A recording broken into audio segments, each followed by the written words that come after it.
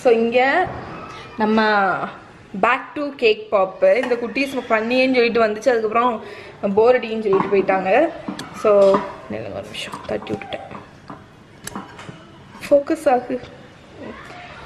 So இந்த கேக்கை உதுத்தாச்சா. அதுக்கப்புறம் இங்கே பார்த்தீங்கன்னா சாக்லேட்டை வந்து நான் வந்து அடுப்பில் வச்சு மெல்லமாக உருக்கி கொண்டு வந்திருக்கேன். ஸோ மைக்ரோவேவ்லாம் டக்குன்னு மெல்ட் ஆயிரும். இது வந்து கொஞ்சம் டைம் ஆச்சு.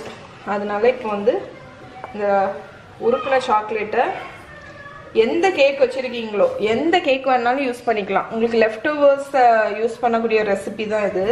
ஸோ பர்த்டேக்கெல்லாம் கேக் பண்ணும்போது நிறைய லெஃப்ட் ஓவர்ஸ் வரும்ல. ஸோ அப்போ இது மாதிரி பண்ணிங்கன்னா கிட்ஸுக்கு வந்து கொஞ்சம் டிஃப்ரெண்ட்டாக இருக்கும். ஓகே, ஸோ சாக்லேட் உருக்குனது எல்லாத்தையும் போட்டாச்சு. இப்போ இந்த சாக்லேட் தான் உங்களுக்கு க்ளூ.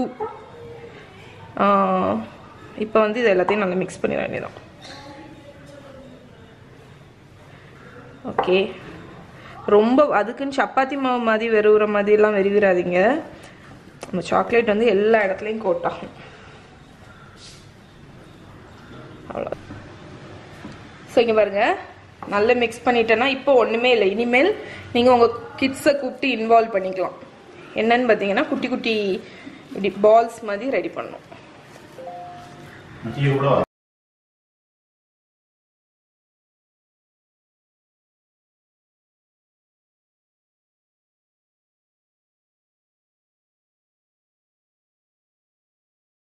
நம்மளோட கேக் பாப்ஸ் எல்லாத்தையும் நான் உருட்டி வச்சாச்சு. இப்போ இதை ஃப்ரிட்ஜில் வந்து நம்ம ஒரு 1 hour வைக்கணும். ஃப்ரிட்ஜில் வைக்கிறதுக்கு முன்னாடி இதில் வந்து ஒரு டூத் பிக்கை வந்து ஸ்டிக் பண்ணி வச்சிட போகிறேன். அப்போ வந்து அது வந்து ஹார்ட் ஆயிரும். அதை வேண்டி ஸோ இந்த மாதிரி ஓகே, இந்த மாதிரி ஃபுல்லாக ஸ்டிக் பண்ணிவிட்டு அதுக்கப்புறம் ஃப்ரிட்ஜில் இல்லைன்னா ஃப்ரீசரில் ஒரு 1 மணிக்கூர் வச்சு எடுத்துருங்க.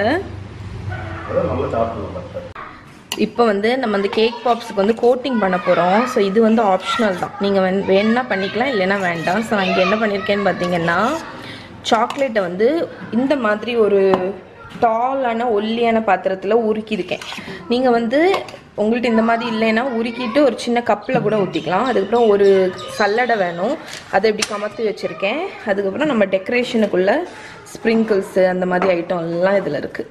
ஓகே, இப்போ எப்படி பண்ணுறதுன்னு காமிச்சிடுறேன். ஸோ இப்போ வந்து நம்ம கேக் பாப்ஸ் வந்து ஃப்ரீசரில் நான் வச்சுருக்கேன். இது வந்து நல்லா சில்லுன்னு இருக்குது, நல்லா ஹார்டாக இருக்குது. ஸோ அதை வந்து எடுத்துருங்க. ஸோ இது ஸோ இப்போ வந்து இது வந்து நல்ல ஹார்டாயாச்சு. இது வந்து நான் ஃப்ரிட்ஜில் வச்சுருந்தேன்ல, ஃப்ரீசரில் கூட நீங்கள் வைக்கலாம். அப்போ தான் வந்து நம்ம இந்த கோட்டிங் பண்ணும்போது நமக்கு வந்து டக்குன்னு செட் ஆகும். ஓகே, ஸோ இப்போ எப்படி பண்ணுறதுன்னு காணிக்கிறேன். மொதல் ஒரு கேக் பாப் எடுத்துக்கோங்க. அதுக்கப்புறம் நம்ம இந்த இது மாதிரி வச்சுருக்கோம்ல, இதில் வந்து ஒரு டிப்பு. ஓகே, ஸோ இதுக்கு தான் நம்ம வந்து இவ்வளவு டாலாக வச்சுருக்கணும். கப்பு மாதிரி இருந்தால் உங்களுக்கு வசதியாக இருக்கும். நீங்கள் இப்படி டிப் பண்ணதுக்கப்புறம் இந்த ஹோலுக்குள்ளாடி அதை விட்டுறணும். அதை ஹோலுக்குள்ளாடி விட்டுட்டு நீங்கள் விட்டிங்கன்னா அந்த அது வந்து எக்ஸஸ் எல்லாம் கீழே வடிஞ்சு உங்களுக்கு செட் ஆயிரும். எனக்கு இந்த மாதிரி இருக்கிறதுனால இதுக்குள்ளாடி விட முடியல. பட் நான் யூஸ்வலாக வந்து இதில் தான் டூத் பிக்கை வச்சு பண்ணுவேன். அப்போ இதுக்குள்ளே விட்டு ஸ்டாண்ட் மாதிரி பண்ணிவிடுவேன். அது நல்ல கோட்டிங்காட்டு அப்படி இருக்கும்.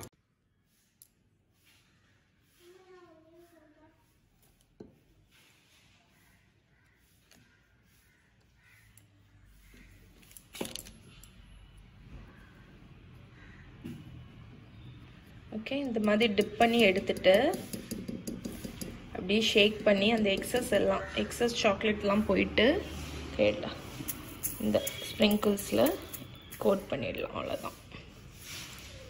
ஓகே, ஸோ இந்த மாதிரி நீங்கள் எந்த இதில் வேணாலும் கோட் பண்ணி வச்சிடலாம். கோட் பண்ணி இதை ஃப்ரிட்ஜில் வச்சுருங்க, செட் ஆகிடும். ஸோ இங்கே பாருங்கள், கேக் பாப்ஸ் எல்லாத்தையும் நல்லா கோட் பண்ணி பிளேட்டில் வச்சுட்டேன். இதை ஃப்ரிட்ஜில் மறுபடியும் வச்சு செட் ஆனோன்னு உங்களுக்கு காணிக்கிறேன். ஸோ எவ்வளோ க்ளாஸியாக இருக்குது பற்றியா மகா? நானும் மகாவும் தான் பண்ணோம். யம்மி.